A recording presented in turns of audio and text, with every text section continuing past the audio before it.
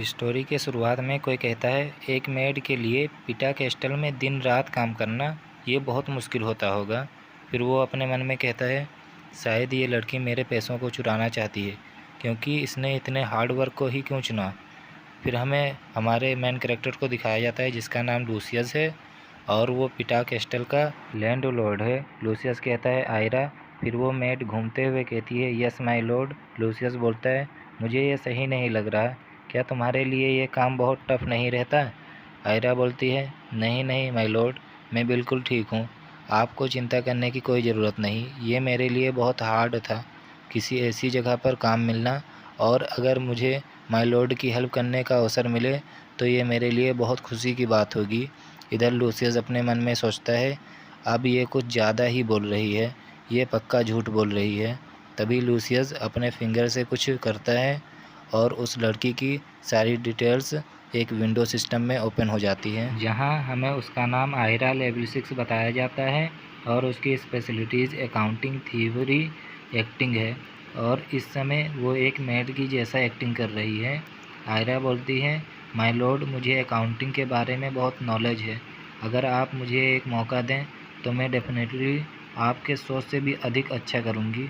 Lucius उसकी information पढ़ने के बाद कहता है, ओह ऐसा क्या। फिर वो अपने मन में सोचता है, मानना पड़ेगा इसका वर्क तो मुश्किल था ही, साथ में इसने पहले से ही प्लान बना के रखा था मुझे धोखा देने की। तो फिर अब तुम देखो कि मैं कैसे तुमसे इसका एडवांटेज लूँगा। और वो बहुत डेविल वाली स्माइल कर रहा होता है। फिर सीन कुछ समय पहले का शिफ्ट होता है, जहाँ मोटे से लड़के को गेम खेलते हुए हमें दिखाया जाता है और लूसियस बताता है, ये एक गेम है जिसे the legend of the heroine के नाम से जाना जाता है। ये एक एरेटिक गेम है जहाँ तुम वॉरियर बन सकते हो और लड़कियों के साथ सिस्टम भी कर सकते हो। लूसियस बोलता है, लेकिन एक दिन जब मैं उठा तभी कोई बोल रहा होता है, ये क्या बकवास है, मैं कहाँ हूँ, मैं एक कैरेक्टर बन गया था इस एरेटिक गेम का। फिर लूसियस बोल रहा होता है, क्या यह सपना है। फिर वो अपने गालों को खींचते हुए कहता है, लेकिन मुझे इस फ्रस्ट्रेटिंग और स्टूपिड इडियटिक कैरेक्टर में ही क्यों बदलना था, मैं आखिर इस बास्टर्ड के बॉडी में कर क्या रहा हूँ। फिर वो बताता है, जल्द ही ये ठरकी उस मेड के ट्रैप में फंस जाता और इसकी क्रश को भी कोई और आदमी ले जाएगा और आगे चलकर ये अपने सारे पैसों को गंवा देगा जो कि यहाँ के किसानों के हैं। फिर लूसियस कहता है, अब इससे ज़्यादा बुरा भी मेरे साथ कुछ होना रह गया है। फिर वो कहता है, एक मिनट, शायद ये वर्क करे। फिर वो स्टेटस विंडो का नाम लेता है जिससे कि लूसियस बहुत खुश हो जाता है और उसके सामने एक इन्फॉर्मेशन बताई जाती है जहाँ उसका नाम लूसियस लेवल 36 स्ट्रेंथ एक नॉर्मल आदमी से 18 गुना होता है और उसके स्पेशलिटीज़ के बारे में बताया जाता है जो आप देख सकते हैं। अब सीन प्रेजेंट में आता है जहां वो सोच रहा होता है, जब मैं इस बास्टर्ड के बॉडी में आया था तब पहले तो मैं बहुत शॉक्ड था, लेकिन अब मैं सोचूं तो ये ठीक ही है, मुझे कोई बेवकूफ़ की तरह ट्रीट नहीं करता क्योंकि अब मैं अपने ओरिजिनल सेल्फ की तरह एक्ट कर रहा हूँ। तभी आयरा उसका ध्यान अपनी तरफ करती है जिसे देखकर लूसियस कहता है, ठीक है, मैं तुम्हें अकाउंटेंट बनाने के बारे में सोचूंगा, क्या तुम जाकर रॉबिन को मेरे लिए बुला सकती हो। आयरा बोलती है, यस माय लॉर्ड। तभी दरवाजे पे कोई आता है और बोलता है, मैं रॉबिन माय लॉर्ड, मुझे इजाज़त दें अंदर आने के लिए। लूसियस कहता है, तुम अंदर आ सकते हो।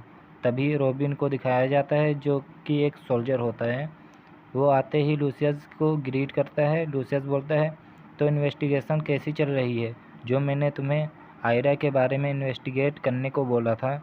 रॉबिन बोलता है, माय लॉर्ड, मैं आपको इसकी रिपोर्ट देना चाहता हूँ और उन दोनों के बीच बहुत कुछ बातें होती हैं जो हमें नहीं बताया गया है। फिर लूसियस बोलता है, तुमने बहुत हार्ड वर्क किया इस रिपोर्ट के लिए, तुम्हारा ये कहना है कि आयरा हर दिन अकाउंटिंग वर्क जहाँ होता है वहाँ चक्कर लगाती है और वो कुछ दिनों से एक गार्ड से मिलने जाती है जिसका नाम कार्ल है।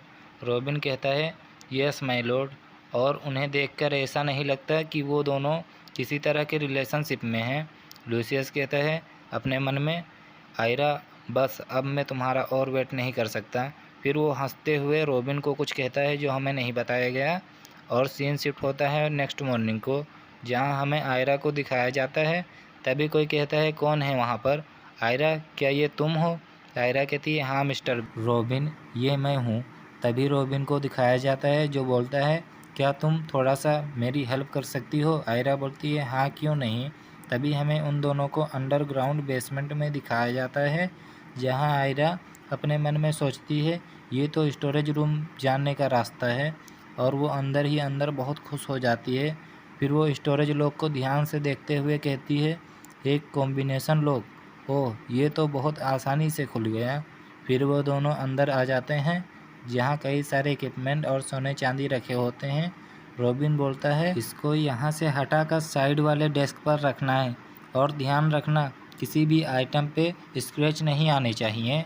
जिसे देखकर आयरा के मन में लड्डू फूटने लगते हैं। वो कहती है वाह, मैं तो केवल ये सोच रही हूँ कि इनकी कीमत कितनी होगी। तभी रॉबिन उसे आवाज़ देता है जल्दी मेरी हेल्प करो इन सबको यहाँ से हटाने में।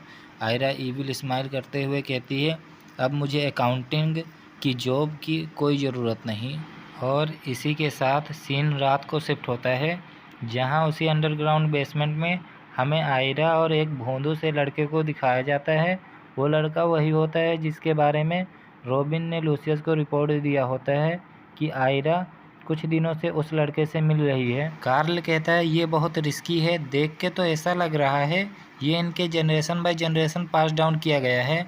अगर हम यहाँ पकड़े गए तो ऑन द स्पॉट किल कर दिए जाएंगे।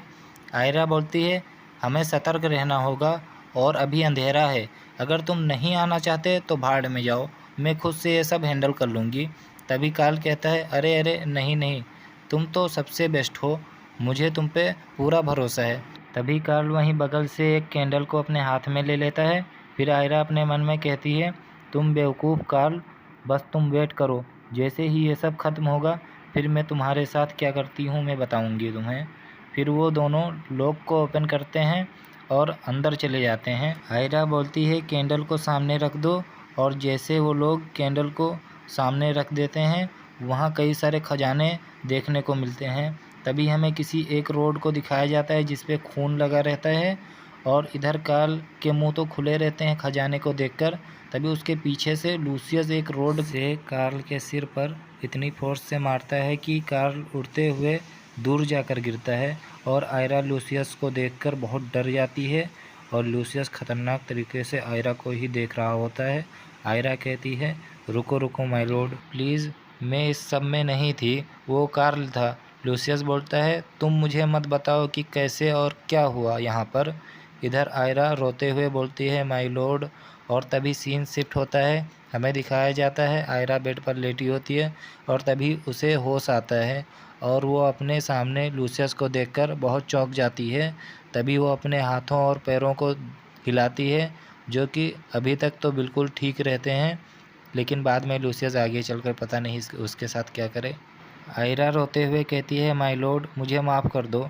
लूसियस बोलता है मैंने तुम पर ट्रस्ट किया था, लेकिन तुमने मेरे फादर के मोमेंटोज़ में चोरी करने की कोशिश की, तो इसके लिए तुम्हें रीपे तो करना होगा। फिर लूसियस उसके कंधे पर हाथ रखकर कहता है अगर मैं रूल्स को फॉलो करूं तो मुझे तुम्हें यहीं पे और इसी वक्त मार देना चाहिए, लेकिन मैं ऐसा नहीं करूंगा।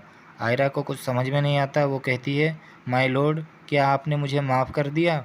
तभी लूसियस कहता है हंसते हुए बिल्कुल नहीं, बल्कि तुम्हारी इस गलती की सज़ा मैं किसी और तरह से देना चाहता हूँ जिसमें हम दोनों को मज़ा आएगा। तो गाइज़ आपको पता ही होगा इस स्टोरी का एमसी बिल्कुल विलन है, और आगे चलकर ऐसे बहुत से सीन आने वाले हैं। लूसियस आयरा के कपड़े फाड़ देता है और उसके मुंह को दबाकर उसके इधर उधर टच करने लगता है, और आयरा भी उसे रेजिस्ट नहीं कर पा रही होती। लूसियस आयरा के मुंह से अपने हाथों को हटाता है। आयरा कहती है प्लीज़ स्टॉप, लेकिन ये सही नहीं है। लूसियस हंसते हुए कहता है ठीक है फिर वो बहुत ख़तरनाक तरीके से कहता है अगर तुमने कोई भी साइन दिखाई मुझे रेजिस्ट करने की तो मैं तुम्हें उसी वक्त मार दूंगा, जिससे कि आयरा बहुत डर जाती है और कहती है इस पनिशमेंट से अच्छा तो ये है कि तुम मुझे मार ही दो। लूसियस उसकी कोई बात नहीं सुनता और उसके गालों पर चाटने लगता है, और फिर उसको पकड़कर उसके साथ ज़बरदस्ती वो सारे काम करता है जो मैं आपको दिखा नहीं सकता। लूसियस आयरा के नीचे के कपड़े भी फाड़ देता है और कहता है आयरा बेबी अब बोलो मैं तुम्हें कैसी पनिशमेंट दूं, और वो उसके साथ बहुत गंदे गंदे काम करता है। ये सब खत्म होने के बाद आयरा बोलती है माय लॉर्ड। लूसियस उसके उधर देखता है। आयरा बोलती है क्या ये सब अब ख़त्म हो गया? लूसियस हंसते हुए कहता है बिल्कुल नहीं, अभी ये तो तुम्हारी पनिशमेंट की केवल एक शुरुआत है। जिसे सुनकर आयरा ब्लश करते हुए लूसियस को देखती है, फिर वो वहीं गिरकर बेहोश हो जाती है। लूसियस उसे देखते हुए कहता है मेरी प्यारी आयरा, तुम्हें अंदाज़ा भी नहीं कि तुमने किस डेविल से पंगा लिया है। नेक्स्ट सीन में हमें दिखाया जाता है लूसियस को, जो हाथ जोड़कर खड़ा होता है और कहता है मैं एक प्रीस्ट हूँ और मैं ये प्रे करता हूँ कि मुझे नेक्स्ट मॉर्निंग को फिर से आयरा के साथ सोने का मौका मिले। और फिर वो पागलों की तरह चिल्लाते हुए कहता है प्लीज़ मेरे इस लैंड के प्राइस को बढ़ा दो और इसके फसल हर साल अच्छे हों। सिस्टम विंडो ओपन होता है और उसमें लिखकर आता है तुम्हारी फार्म लैंड की फर्टिलिटी बढ़ गई है। अकॉर्डिंग टू गेम, तुमने लड़की के साथ रात बिताई और प्रेयर किया, इसलिए तुम्हारे फार्म लैंड को और अधिक फर्टाइल प्राप्त होता है। लूसियस खुश होते हुए कहता है सच में ये फीलिंग बहुत बढ़िया है, जैसा कि ओरिजिनल गेम में होना चाहिए, बिल्कुल वैसा ही यहाँ पे हो रहा है। तो गाइज़ ये चैप्टर यहीं पे समाप्त होता है। इसके नेक्स्ट चैप्टर के लिए कमेंट करें और सब्सक्राइब करें। फिर मिलेंगे।